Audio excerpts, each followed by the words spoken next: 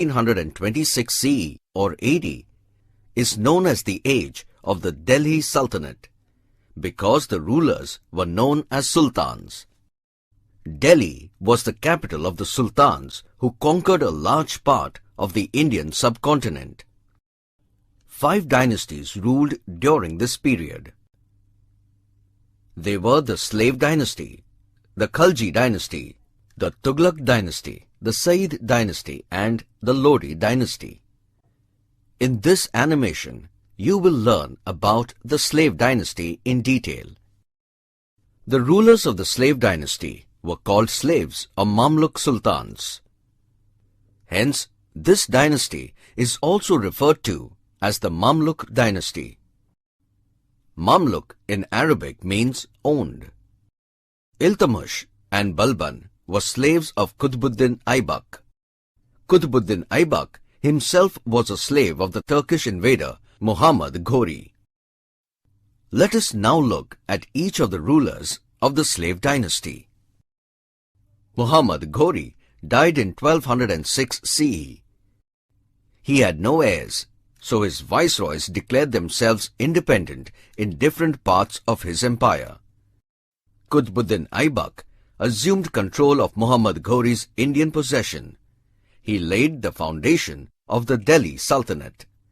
Let us study about Qutbuddin Aybak. Qutbuddin Aybak was the first ruler of the Slave Dynasty. He ruled for about 4 years, from 1206 to 1210 CE. According to court historians, he was a kind-hearted and generous ruler who looked after the welfare of his subjects. He was called Lakh Baksh, or the giver of lakhs, because he gave away a lot of wealth as charity. He treated the Hindus well. However, he broke several ancient temples to collect wealth and the material required to build mosques and monuments. Qutbuddin built 2 mosques, one in Ajmer called Adhai Din Ka Jhopra and the other one in Delhi known as Quwat-ul-Islam. The Qutub Minar, one of the most famous monuments in India, was started by Qutbuddin Aybak and completed by his successor, Iltutmish. Firoz Shah Tughlaq added the 5th and the last story to it. The Qutub Minar was used as a minaret by the Muezzin to summon Muslims for prayers. In 1210 CE, after his accidental death, Qutbuddin Aybak was succeeded by his son-in-law Shamsuddin Iltutmish. Iltutmish was a capable ruler and was considered the real founder of the Sultanate. Iltutmish first consolidated his possessions and stabilized his position by shrewd and clever handling of all those who challenged his authority. Iltutmish took various steps to attain the position of being a capable ruler. He suppressed the Turkish nobles who had challenged his claim to the throne. He shifted his capital from Lahore to Delhi. He crushed the revolt of the Khalji governor of Bengal and expanded his empire in the east. He also destroyed the powers of his external rivals, the rulers of Ghazni and Multan.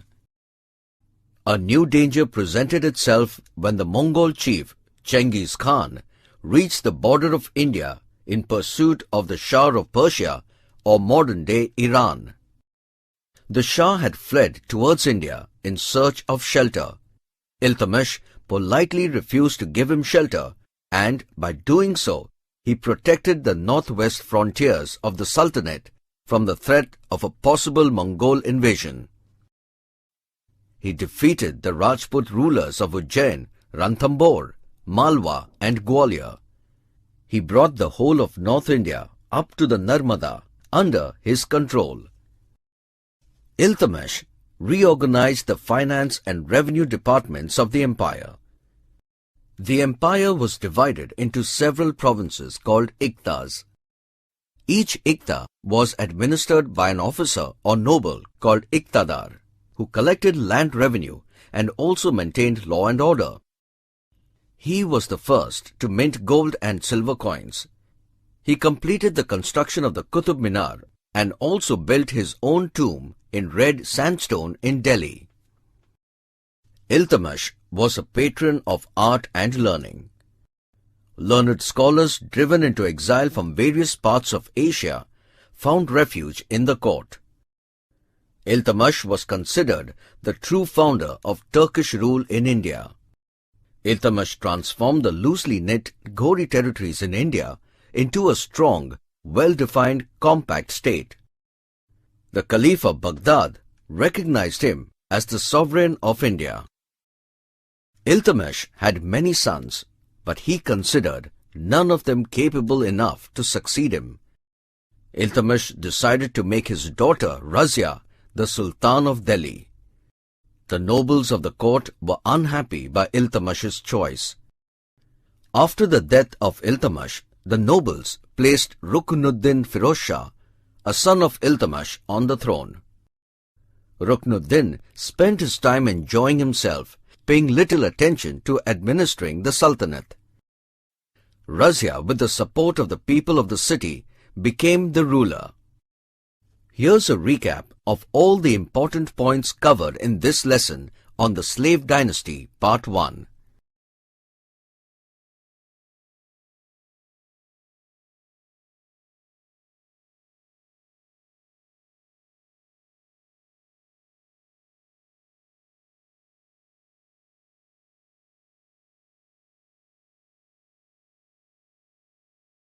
Period from 1206 to 1526 CE or AD is known as the age of the Delhi Sultanate because the rulers were known as sultans.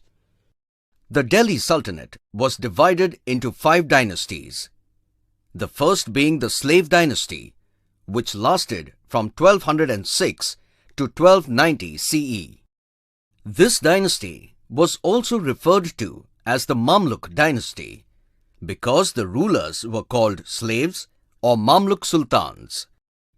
Qutbuddin Aibak, the first ruler of the Slave Dynasty, laid the foundation for Delhi Sultanate. After his death, Qutbuddin Aibak was succeeded by his son-in-law Shamsuddin Iltutmish. He was a capable ruler and was considered the real founder of the Sultanate. Iltutmish had many sons, but he considered none of them capable enough to succeed him. He nominated his daughter Razia as his successor. She ruled from 1236 to 1239 CE. Razia was a brave, intelligent and a just woman who possessed all the qualities of a great monarch. She sat in an open darbar and transacted business. She dressed like a man, rode horses, and led the armies into the battle. Razia considered the welfare of her subjects as her prime duty. Razia's reign was short and full of problems. After Razia ascended the throne, the provincial governors rose in revolt against her. Razia tried to crush the revolt but was defeated and imprisoned. She won over the leader of the rebels, Altunya, by marrying him. However, Razia and Altunya's attempt to recover the throne of Delhi ended in failure, and both of them were killed in 1240 CE. After the death of Razia Sultan, the Slave Dynasty went through internal strife and turmoil. 6 years later, some nobles placed Nasruddin Mahmud, the youngest son of Iltutmish, on the throne. Nasruddin Mahmud was a virtuous ruler, but weak and inexperienced. He was a mere puppet in the hands of powerful nobles. So, Ghiyasuddin Balban, the leader of the group of nobles, began to manage the affairs of the state. Balban had been an important noble since the reign of Iltutmish and was the real power behind Nasruddin Mahmud. After Nasruddin Mahmud's death in 1266 CE, Balban ascended the throne of Delhi and ruled for 20 years. Sultan Ghiyasuddin Balban was an experienced and capable ruler. He ruled from 1266 to 1286 CE. Ghiyasuddin Balban was the most powerful ruler of the Slave Dynasty. It is said that Ghiyasuddin Balban never smiled, and no one was allowed to laugh or joke in his court. Balban introduced the Persian customs of sajda and paibos or zaminbos. Orthodox Muslims resented this strongly, as they felt that such customs were reserved for God alone. Balban believed in the theory of divine kingship, that is, the king was God's representative on earth. He made the monarchy absolute and all-powerful. Ghiyasuddin Balban reorganized the army, strengthened both the infantry and the cavalry, and erected forts at strategic places. He set up an elaborate spy system. He ruthlessly suppressed the tribe that robbed travelers and created serious law and order problems.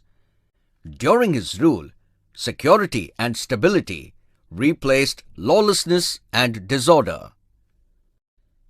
The peaceful and stable conditions were favorable for the development of agriculture, trade, and commerce, and led to the economic prosperity of the kingdom. Ghiyasuddin Balban mercilessly suppressed all ambitious Turkish nobles. The governor of Bengal, Tughril Khan, revolted against the Sultan and began to rule independently. Ghiyasuddin Balban, an old man of 70, personally marched against him. Tughril Khan, his entire family, and all his supporters were killed. Ghiyasuddin Balban never left his capital to conquer new territories, although he had a well-equipped army. He was sure the Mongols would take advantage of his absence and invade his kingdom. He adopted several measures to strengthen his defenses against the Mongol invasion. Ghiyasuddin Balban appointed his own sons as governors of frontier provinces. New forts were built and old ones repaired. The army was always kept in a state of readiness. After Ghiyasuddin Balban's death in 1286 CE, his successors failed to keep the Sultanate intact. 4 years later, the Mamluk dynasty came to an end. The Delhi Sultanate passed into the hands of the Khalji dynasty. The sultans had to deal with numerous problems. There were 3 major difficulties. The slave rulers did not belong to royal families. Hence, there were many contenders to the throne. The nobles sought means to increase their power at the expense of the sultans. To keep them in check was a major issue for the sultans. The Rajputs and other Indian rulers had not been completely suppressed, and they frequently revolted against the Turkish rule. The Mongols, who had grown powerful under Chengiz Khan, were a constant threat to the Sultanate. Later, his successors continued to create problems for the Delhi sultans. Here's a recap of all the important points covered in this lesson on the Slave Dynasty, Part 2.